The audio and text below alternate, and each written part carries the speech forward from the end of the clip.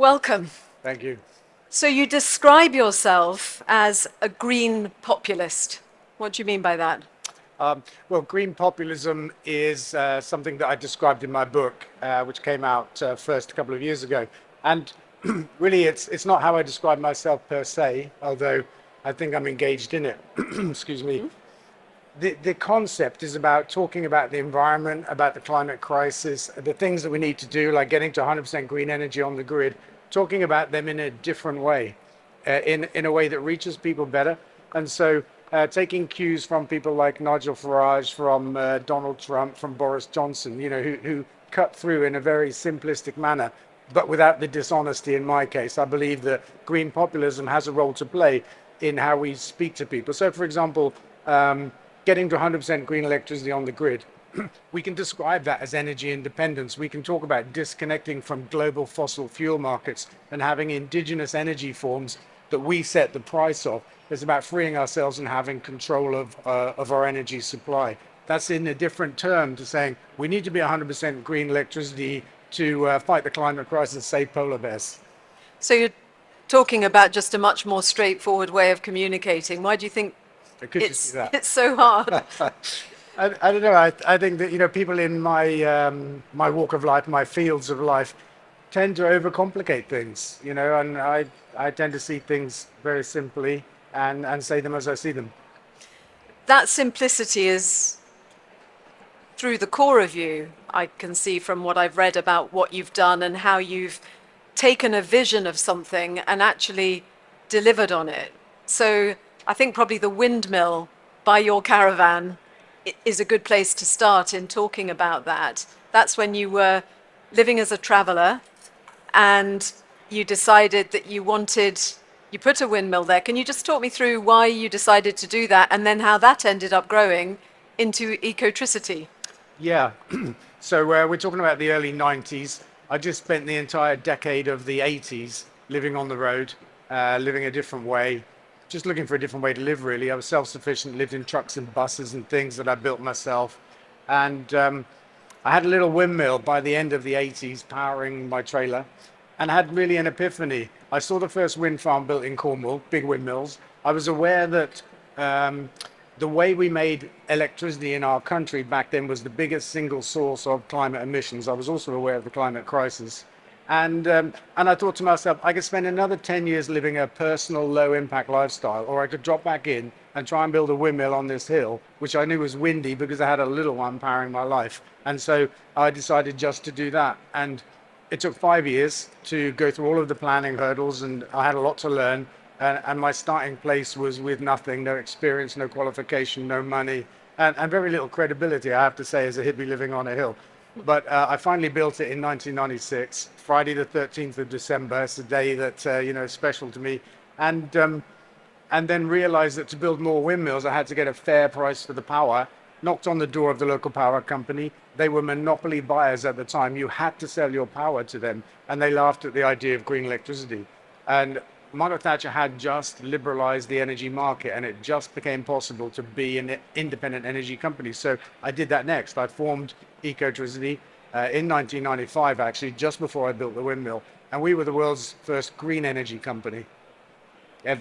Not vegan. I think I heard you say vegan in the introduction. World's first green energy company. Vegan Football Club, we'll come Have to a that. vegan football club, that part's Yep. true. And our energy is certified vegan now because energy has entered the supply chain in our country, power and gas, that is from industrial farming, made from animal abuse, basically. And so it's very important to us to disassociate from that.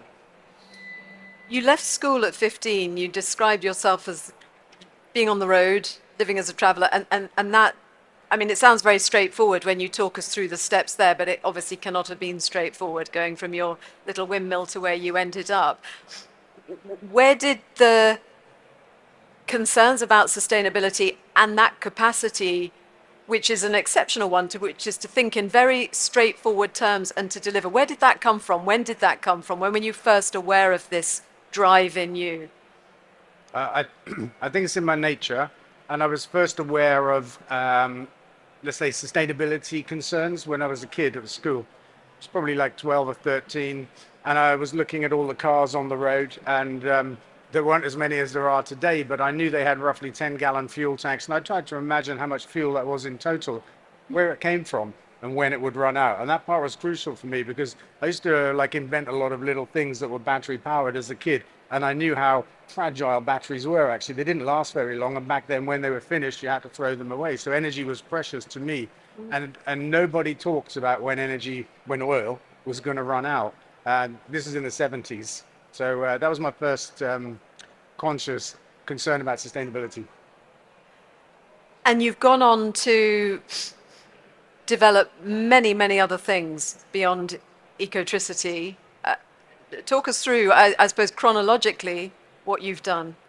So with ecotricity, we began in wind energy, and we built some pioneering projects from the mid 90s all the way through. We built Britain's first megawatt class windmill, first industrial windmill that was behind the meter, so not connected per se to the national grid. This is a very interesting concept for direct supply to factories, which is starting to happen now. We did it in 2000. We brought Britain's first megawatt class solar project into life, and then we brought green gas to Britain in 2010. And up until then, I'd felt as an environmentalist that we had the answer for electricity. We could make it renewably, but we had to just give up gas, which is current thinking of the government, I believe, that we have to give up gas and use heat pumps instead. But we brought green gas to Britain in 2010, and at that time discovered that we actually have a way to make gas using anaerobic digestion, which is a well-established process. But back then, the two feedstocks for that were either food waste or energy crops, which are monoculture and come with all kinds of problems. So we went looking for a different way to make green gas. We found grass. Britain has an abundance of grass. We published 2 reports. One was just last year. We're building our first green gas mill right now in Reading. It goes live on the grid in about 1 month, and it will make gas for 4,000 people. And the study that we've done shows that there's enough grass in Britain to make all of the gas we need. So that's like super exciting. Off the back of that, we've just started a research project to make food from grass, because there's some great nutrition in grass, which cows get, but they don't get it as effectively as we can. There's enough grass grown in Britain to make twice as much protein as we all eat every single year. So that's really exciting to us as well. We built Britain's first electric car, the Nemesis, started that in 2008 when there were no electric cars in the world. I simply wanted a greener car, couldn't buy an electric one, so we built one. It still holds the land speed record in Britain. And off the back of that, we put it on the road in 2010, realized that there was a real chicken and egg problem for this electric car revolution, because people wouldn't buy cars if there was nowhere to charge, and people weren't building somewhere to charge because there were no cars. So we jumped in and built the electric highway, a national network of charging points for electric cars up and down the motorway network. We sold that last year. 2010 was also the year that I rescued Forest Green Rovers and began that adventure in football. It wasn't intentional, just my local football club, and I had to change so much about it that it became a deep green football club and something really quite unique in the world of football. And it's a great example of green populism, really, because the stereotypical opinion back then was that a football audience wouldn't be interested at all in the environment, wouldn't stand for the kind of changes we needed to make, like giving up animals in the food and that kind of stuff.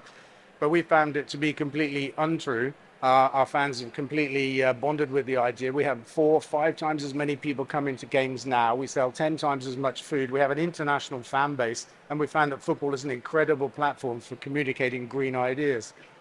And then most recently, we created a process to make diamonds from atmospheric carbon. We launched that, I think, about 2 years ago. It's called Sky Diamond. And we've got a couple other things rumbling in the background. We're going to launch an electric airline next week. And we've got a water machine in R&D that takes all forms of household water, black water, grey water, everything you can imagine that today goes down the sewer and is treated, not always, by a water company somewhere and turned back into drinking water. We've created a device that's 1 meter cubed that will take a house off the water and the sewage grid. It's going through global certification this summer, and by the autumn, it will be ready to be deployed anywhere in the world. That's more or less it. Yeah, I think that needs a round of applause. Thank you. And just to say, because I've got so many questions firing up from all of that, and I'm sure that you might have as well. So if you want to ask questions, please just send them via Slido. You can just click on that QR code over there, and they'll come through to me on here, and I'll be able to put some of your questions to Dale as well. So I want to go back to the green gas, because that, I mean, that sounds like a sort of fairly no-brainer solution. Why isn't it cutting through? Yeah, I mean, it's a good question. I'm asked quite often that same question. And I think almost in a way it's too good to be true, but also there's like an inertia in the affairs of people. You know, when I first wanted to build a windmill and bring into being this idea of green electricity, a different kind, that was my first experience of people shrugging and saying, but, you know, like, who wants it and will it really work? You know, just lethargy, really. And, you know, I've been told so many times by people that if it was that simple, somebody would have done it already. So there can't be any merit in this, you know. And what I've found in roughly 25 years of doing this kind of stuff is that it's necessary to make a demonstration, to build something that works, and then you can really kind of get some traction. So we published the studies that show how much grass we have. The process of anaerobic digestion is well established. Grass is just a new way to feed it.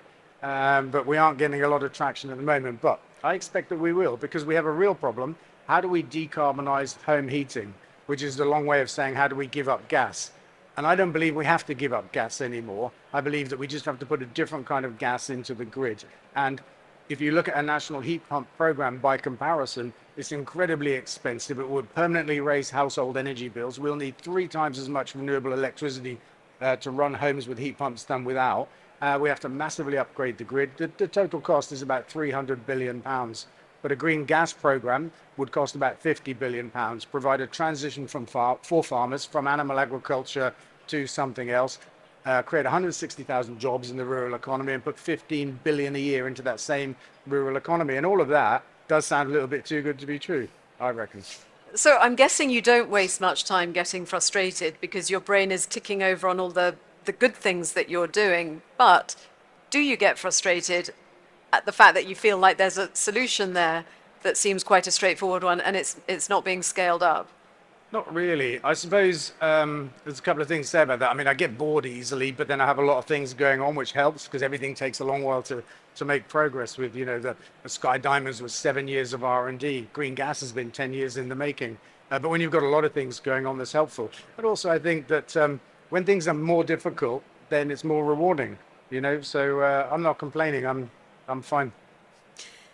Question here from the audience: how do we make a sustainable lifestyle a necessity and not a luxury? And obviously implicit in that question is it does feel like it's more expensive to live sustainably often, the more expensive choices. Yeah, that's true. And I think it's one of the problems that we have to overcome, actually. I do think that the world has changed. When I began 25 years ago, green energy absolutely did cost more, for example. Today, it's absolutely the cheapest form of new energy that we can build. So it's cheaper than fossil fuels, way cheaper than nuclear, that kind of stuff. And so that's changed. Electric cars, when they first came into the world, were more expensive to buy by a very long way. That gap has narrowed. Now cheaper to run for the lifetime. So if you look at the lifetime cost of owning an electric car, it's actually cheaper. And so the technology is changing the economic equation. I think we have to kind of break out of the mindset that this green stuff is more expensive. You often hear right-wing commentators on TV and radio saying that we can't afford to get to net zero or 100% green electricity on the grid. The opposite is the truth. We can't afford not to because we can save so much money. So I think there's just a big challenge in communication and updating people's kind of outlook to show that big picture as a country, we absolutely can afford this. But it's still true that if you go to buy vegan products, you're paying a premium. That's wrong because plants are cheaper than animals. Electric cars, a little bit more money to buy now, and that kind of stuff. So, you know, how do we do it? I think we just get there eventually by continuing to communicate and innovate and see the things that are invented today become mass produced, you know, in 5 or 10 years' time, which drives the price down. Another question from the audience, they're coming through thick and fast. As you've got great ideas, what would you do about the retrofit issue in the UK? How would you get people to actually make changes in their home? This must mean retrofit in terms of insulation energy efficiency. I'm assuming all of Yeah, that, I would yeah. assume so. You know, I think that the energy crisis has done a big part of this job for us. You know, I think we've all been traumatized by £4,000 a year energy bills, Yeah. and I think to encourage people now to reduce their energy bills is much easier than it used to be, because we're used to energy being really dirt cheap, and we've treated it like dirt. You know, we waste it. We haven't worried about that kind of stuff because we didn't need to. But the days of cheap energy, certainly cheap fossil fuels, they're over, and we have to make that change. So I think it's a mindset thing, and I think the door is open now. People want to know how they can get their energy bills down. We need the right kind of program. I think the government's most recent one was a flop in terms of how much money they managed to give away. It was made overly complex and that kind of stuff. So you've got to make the program fit for purpose. But I think post the energy crisis, it's going to be an easier job than it was. Going back to the green gas, someone in the audience asks, couldn't we create green gas from grass and food waste? Well, we can. There are two problems with food waste, in my opinion. One is it's only ever going to be a relatively niche source of green gas, right? It's not scalable. The second is if you contract for food waste to feed a green gas mill, for example, you might want to place a 10 or a 20-year contract. It's the same in recycling and energy from waste. If you have long-term contracts to take recycling or rubbish and burn it for energy, or take food waste and create gas from it, you disincentivize proper efficiency in terms of reducing rubbish creation and in reducing food waste. Half of all the food we produce at the moment in our country is thrown away. We need to change that. But if there are contracts everywhere to provide cash incentives for people and their food waste, that works against reducing waste. It's as simple as that. We shouldn't incentivize producing waste, which can happen. I spoke to Chris Skidmore earlier, the MP who, former energy minister who did the climate review, the net zero review. He very much focused the review on the economic positivity of going down the route. He said one of his concerns was cancel culture. It's like not sort of diverting the important issues around being on the right path to net zero by people sort of criticizing perhaps food choices, whatever else might come is part of the debate. What do you think about that? I think the economic argument is the right choice. It's the one that I make now, because it trumps everything. And I'm not quite sure the point was about cancel culture, but certainly criticizing other people for food choices and other choices, that's not constructive. That's not going to work. So we've persuaded a football audience to go green. They've gone veggie, vegan, they buy electric cars and solar panels, and we did that, not by telling them what they should do, and not by criticizing the way they currently lived. We just showed them how it could be different. We showed them in a football context how we can tackle the three big issues of energy, transport, and food. 80% of everybody's personal carbon footprint is in these three things in which we make choices every day. It's how we power our homes, how we travel, and what we eat. So it's in our control. And we simply showed them how we as a football club can tackle those issues in order to really seed the idea for them of what they could do. And that's how we do it. But absolutely criticizing doesn't work. I think arguing for the environment doesn't work, not with everybody. But you make a simple economic argument, you're going to win. You've spoken before about the disconnect that people have between their choices and what is done to deliver the choices that they're making, for instance, in food. But you're obviously talking about a very gentle way of kind of, I suppose, ending the cognitive dissonance. Would you describe it as a cognitive dissonance? I think there is. I think there's a policy dissonance as well. We put a lot of money into animal agriculture, which creates food that creates health problems and puts a big burden on the NHS, for example, and drives the climate crisis as well. And farmers are struggling anyway. Animal agriculture is a super marginal business. We make animal products cheaper than they really should be, which increases consumption of them. There are 1 billion animals living in our country right now in industrial farms that would be killed every year. 1 billion, which is an incredible sum.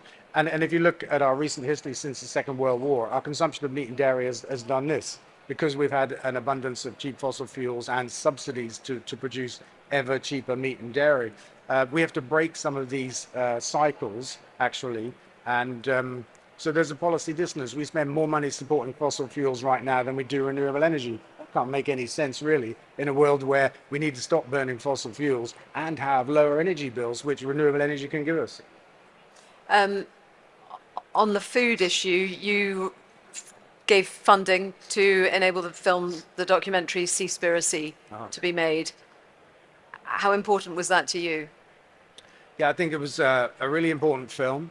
The issue of what we're doing in the oceans is like really important. Trawling the bottom of the seas, with industrial scale boats, killing everything, in order to find some of what we're looking for. It's an incredibly destructive process, and it's a fact that the oceans are running out of fish and marine life, and they're really vital to us as a species. They're vital to the planet, to the whole ecosystem, the whole climate depends on healthy oceans. And it's just part of that great wildlife decline that we're seeing on land as well. The sixth great extinction of the history of our planet is happening right now, and it's due to two things. It's due to the mass burning of fossil fuels and the mass farming of animals, or in the case of the seas, the mass harvesting of them with industrial trawlers. And these are things that we have to address. Would you make a distinction between eating animal products and animals in a sustainable way?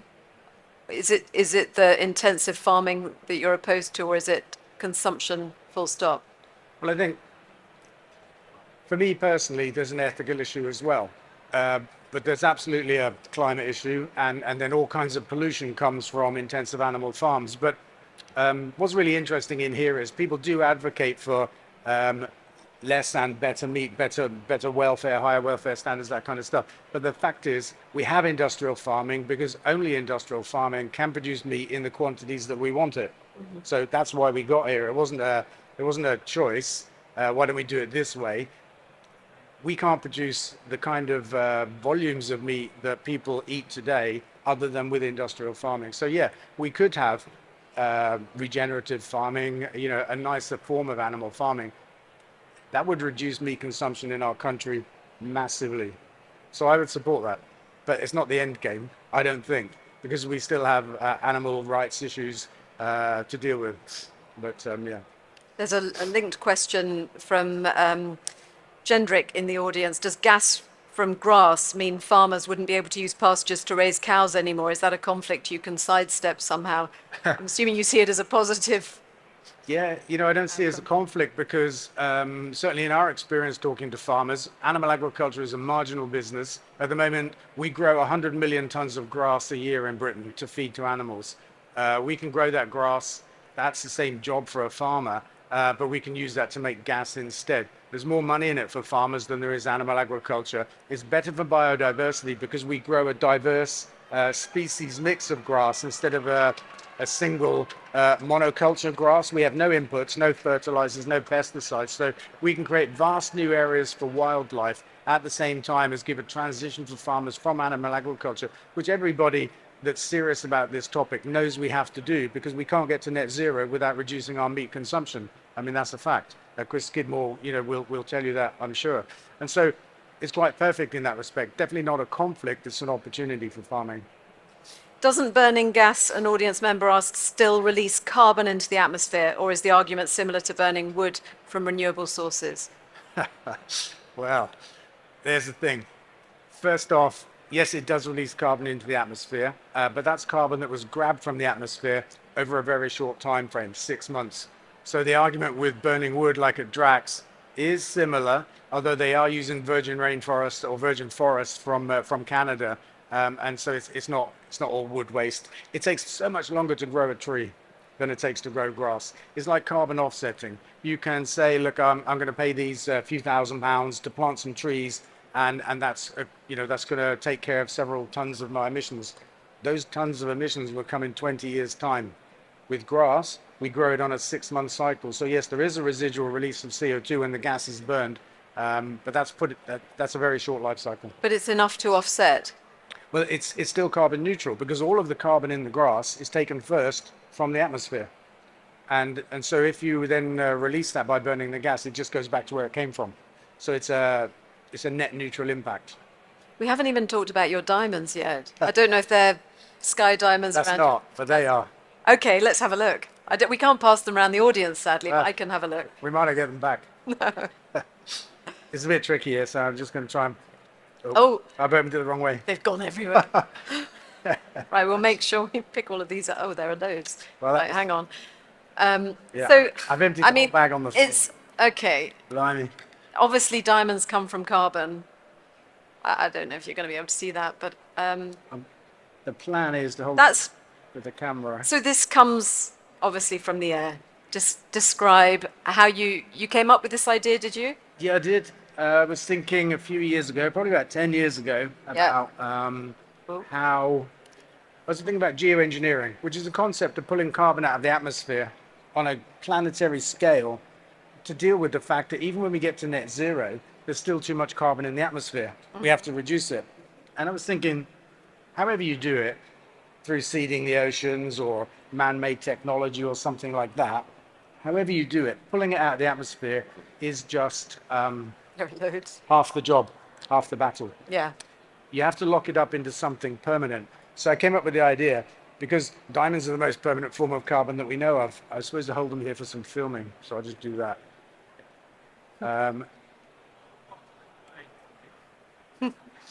Thank you. So I came up with the idea and then thought, well, how am I going to get atmospheric carbon into a diamond form? But wouldn't it be amazing if I could? I think it's about a 7-year R&D journey for us to do that. And yeah, we cracked it a few years ago. We've been perfecting the quality of our stones now. We made a perfect diamond a few months ago. Perfect, as in no occlusions. Like this? Oh, Yeah, perfect as in a D, flawless, whatever a perfect diamond is. 1 in 20,000 stones dug from the ground comes up that good. We did it in 1 in 500. But what I love about this is it's a carbon negative industrial process. Possibly the first, well, definitely the first in the world. So our process is inherently carbon negative. When we've made these, there's less carbon in the atmosphere than when we started. Our entire ingredient list comes from the sky. We use the wind and the sun for power. We take rain and we split it to make hydrogen. We release the oxygen, and then we feed. We use direct carbon capture, and we feed carbon dioxide and hydrogen to some ancient bugs, which stitch it together into methane. And then we put a mix of gases into a diamond oven, and hey presto, we make these. what did you think when it first came out? It's like, wow, it really works. Well, the first one was brown, and I still liked it. But now we make perfect diamonds. So, and this is really interesting because this began as a carbon capture project. I thought, wouldn't it be great to be able to go to a company at the end of the year and say, here's your carbon footprint in a sack of diamonds, right? And you can give them to your staff or what you want. That would be lovely. But it turns out that they're really expensive to make. Right. So, and it's not a feasible way of capturing a carbon footprint. But then we looked at the conventional mining industry to see what its impact was and how this was a better alternative. We had to commission data because there were no published reports. But to make a stone this big, you can't even see it in my fingers. It's a 1 carat stone. It's 1/5 of a gram. To make that, the diamond industry digs 1,100 tons of rock out the ground. 1,100 tons. Exposes 30 tons of toxic metal to the environment. Has a carbon footprint of about 500 kilograms of CO2. And uses 500 tons of water just to make that one stone. Okay, so I think you've answered there then, because I was going to say, is it just a gimmick? Because it's not really taking that much carbon out of not the that much atmosphere, but carbon. it's the big picture. Well, it's the avoided carbon, water, digging, all of the avoided environment impacts. I mean, they are massive, really massive. Inherent in one of our stones is probably about 16 kilograms of carbon in the whole process to make that stone, removed from the atmosphere permanently. All right, it's not like it's not a hill, is it? It's not a massive amount, but we avoid so much. I mean, 1,100 tons of rock, 500 tons of water, half a ton of greenhouse gases, just in one little stone. And there are 150 million carats of diamond dug up from the ground every year. If you guys won't play Minecraft, I doubt it's a kid's game. But in Minecraft, you have blocks, cubes. If you if you add up all of the spoil from the mining industry every year, you could cover Belgium in Minecraft-size cubes. You could cover Belgium every year. Well, An audience member asks about your thoughts on cultured meat. Is it a project you'd be interested in taking on? no, no, it's not. The I guess there are a few reasons. One is currently, and I don't think it'll change in a hurry. Currently, you have to take tissue from a cow with a a very big needle. It's a deep, painful process for the animal to get the tissue to actually culture. It's always going to be more expensive than just growing plants, and maybe it's got a niche role for people that really feel they can't give up meat completely or enough. I don't really know, but we don't need it because all of the nutrition we need, we can get from plants. And here's the thing: animals don't make anything. They don't make protein. They don't make vitamins. They don't make minerals. They get it all from the plants that we grow to feed animals. And if we all ate plants in our country right now, we could free up 75% of all of our farmland, which is half our entire country. We just wouldn't need it. We could give it back to nature. That's how inefficient it is to grow plants, to feed to animals, to feed ourselves. Will you go into politics? No, I don't think so. I intend to be involved somehow in the next election, but really from a kind of advocacy policy point of view, I want to share the things that we've been working on and the vision that we have for how we get to be a green Britain. The economic benefits, the jobs, that kind of stuff. We're doing a bunch of studies that we're going to publish over the next 12 months. I think the first one will be next week, actually. So, yeah, I did think about it, but I thought it's not. Why don't you want to do it? But I just don't think it would suit my nature. Too much of a free spirit. I think so. Okay, so we are just about out of time. It's the magic wand moment. You get to wave it and effect whatever change you'd like to see. Really, one thing or 10 things? As many as you want, because it's a magic wand. Brilliant. So I would change economic policy. I would change taxes and subsidies and regulations to make it firstly to make it a regulation that we have to do these new things. Renewable energy, plant-based food, that kind of stuff. Take away the subsidies for those bad industries, the fossil fuel industry and the animal farming industry, and switch those to the good side, I would call it, to renewable energy and plant-based farming. I would change regulations. For example, we don't allow schools to set their own menu at the moment. We insist that they serve meat 2 or 3 times a week and dairy every day. So even when schools, because of parent pressure and kid pressure, want to go veggie and vegan more, they're not allowed to. It's just an example of a regulation to change. I would take VAT off of everything that's about sustainable energy and take all taxes off of the good things and just leave taxes on the bad things, because we've got to give an imperative to people to change things. Our economic playing field is skewed the wrong way right now. So a bigger, simpler way to say what I've just said is I would change the economic playing field and point it towards the things that we need to do. We can be 100% powered by green electricity and green gas. We can electrify transport completely. The car revolution is well underway. Buses are on the road now. HGVs are coming, and we're going to start an airline next week. The tech won't be here for 2 years, but we're going to start. So we can electrify transport and take fossil fuels out of that. And we just have to reduce our consumption of animal products. And we can give land back to nature, right? There's a terrible decline of nature in our country. I mean, absolutely cataclysmic. And that's because of animal farming. So I would change those things: energy, transport, food, taxes, regulations, subsidies, and it would be job done. Your utopia. That'd be my ecotopia. Thank you very much indeed. Thank you. It's been great to talk to you. Thank you. There are a few more diamonds now. I can see one there.